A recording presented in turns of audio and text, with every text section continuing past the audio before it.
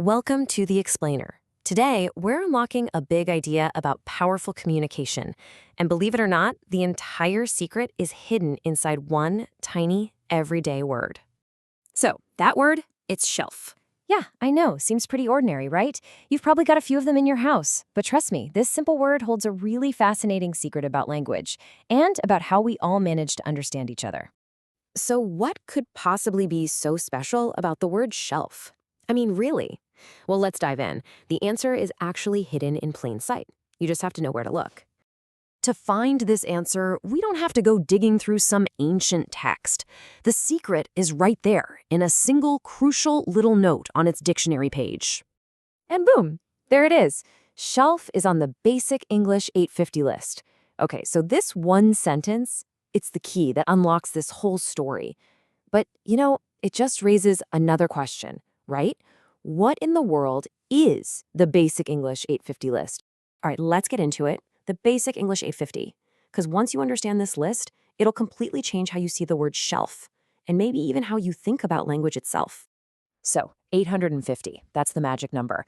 It represents this really carefully chosen collection of words. It was put together way back in the 1930s by linguist C.K. Ogden, and his big idea was that with just these 850 words, you could create a foundation, like a basic toolkit for clear communication for anyone, anywhere in the world.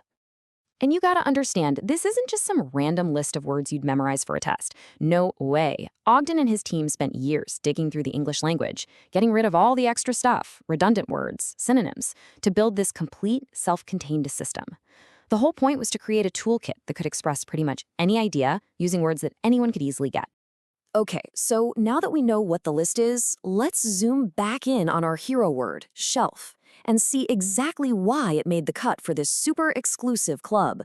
Now, take a look at this definition. What's really cool here is how it's written. See that? There are no complicated words like horizontal surface or storage apparatus. Instead, it's defined using other simple core words, a flat thing that people can put books on. It's a perfect example of the whole basic English idea in action. So yeah, it starts to make sense why shelf is on the list, right? First off, it's a common physical thing. We all know what it is. Second, its function is super clear and simple. Those two things alone mean it's easily understood no matter what your culture is. And there's one more piece to the puzzle. It follows a predictable rule for making it plural, which makes it a perfect little building block for a simple language system. And here's that final piece I was talking about. Singular, shelf. Plural, shelves.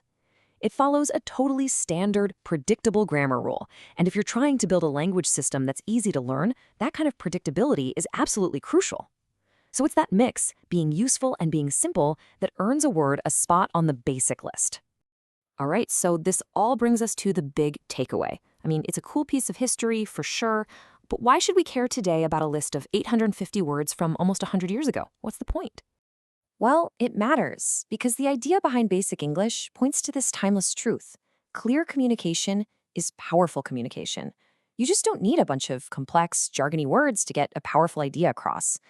And even though Basic English itself didn't become the global language Ogden hoped for, its spirit, its principles, they've influenced all sorts of things, from technical manuals and news broadcasts for international audiences to modern AI and natural language processing. The original goal here was huge, really ambitious, to help people from different countries communicate better, to build understanding. And that leaves us with a really powerful question, even now. What could we achieve in our jobs, in our lives, in the world, if we all worried a little less about sounding smart and a lot more about just being understood?